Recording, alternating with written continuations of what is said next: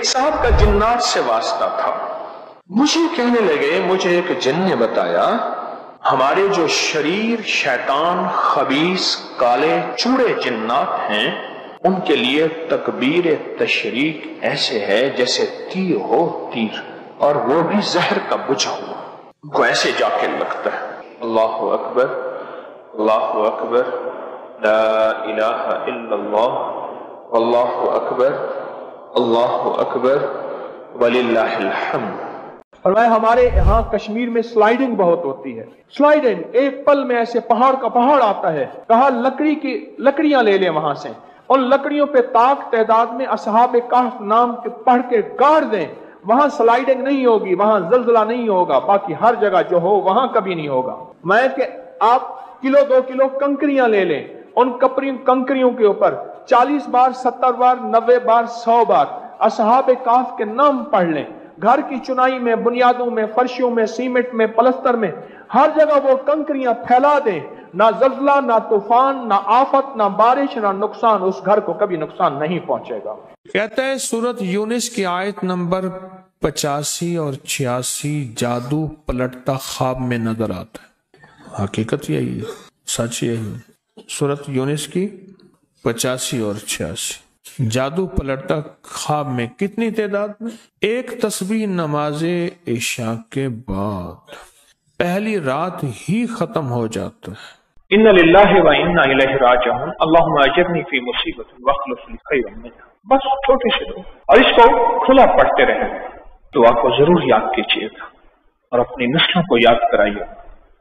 اور یہ دعا صرف بیوی کے لیے نہیں ہے، غور سے سنیں، یہ دعا کوئی چیز اگر چھن گئی ہے، آج بخت تھا چھن گیا، تخت تھا چھن گیا، اولاد تھی چھن گئی، مال تھا چھن گیا، آج دینے والا تھا کل دینے والا تھا آج لینے والا بن گیا، دولت سے محروم ہو گیا، کمنگری سے محروم ہو گیا، عزت شان و شوکت سے محروم ہو گیا، بڑا گھر تھا، بڑی سواری تھی، جس سے بھی کوئی چیز چھن گئی ہو اس کے لیے کمال بے مثال لاجواب چیز۔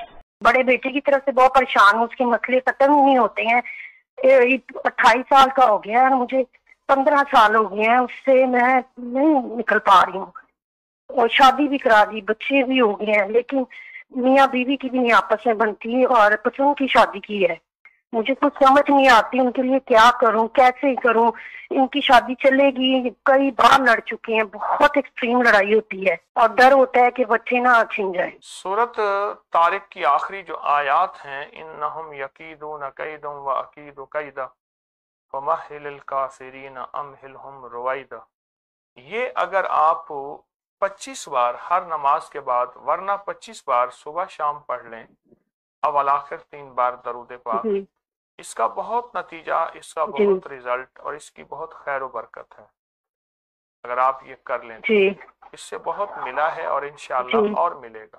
ہر نماز کے بعد ایک تسبیح پڑھتا تھا، اچھا رشتہ ملا ہے۔ کیا عمر ہے آپ کی؟ 50 کے قریب عمر ہے۔ پہلی یا دوسری شادی؟ تیسری۔ سندہ سدہ جی میں تے لکھ تھی تو میں تھر تھر ونیاں،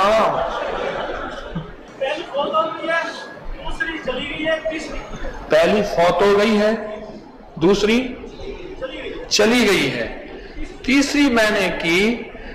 ہر نماز کے بعد ایک تسبیح پڑھتا تھا، لا خلاف ہے۔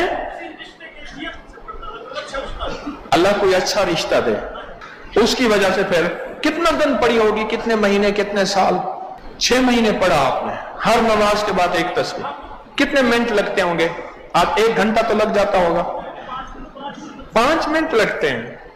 لا خلاوہ